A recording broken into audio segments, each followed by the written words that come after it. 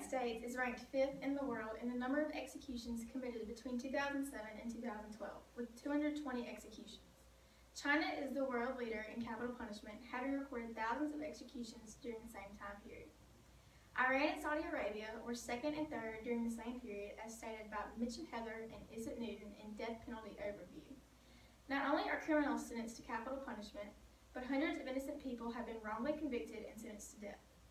According to the article, The Case Against the Death Penalty, since 1973, over 140 people have been released from death row in 26 states because of innocence. Nationally, at least one person is exonerated for every 10 that are executed. According to the value of international standards in the Campaign for Abolition of the Death Penalty by Salil Shetty, today, 140 countries, which is more than 2/3 of the countries in the world, have outlawed the death penalty, and I would like that number to rise. Today, I would like to encourage you to look at the death penalty from a different perspective.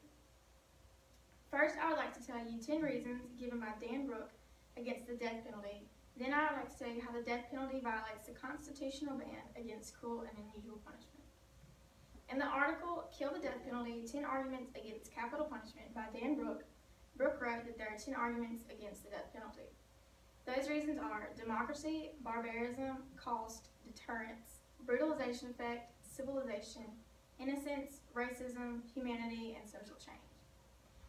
Democracy. According to Brooke, in a democracy, not all are at fault, but everyone is responsible, and the current system enforces the citizens are responsible for another fellow citizen's murder.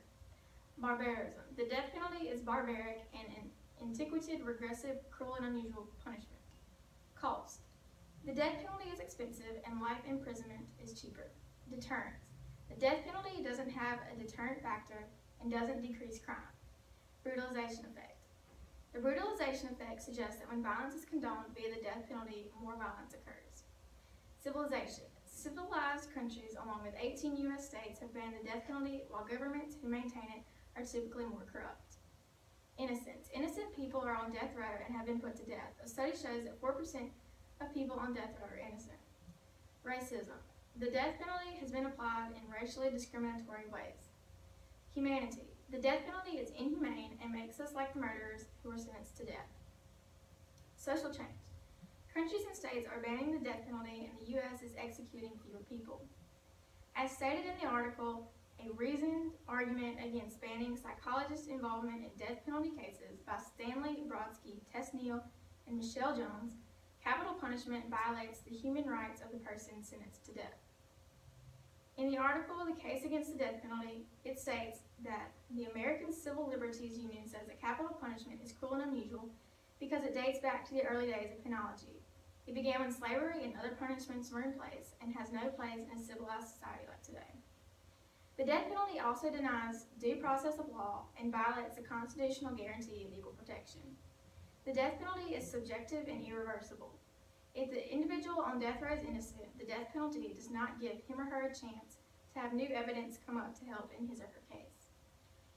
In conclusion, I hope I have shone a little light on what the death penalty really is and changed your perspective of it. The death penalty violates human rights and the constitutional ban against cruel and unusual punishment.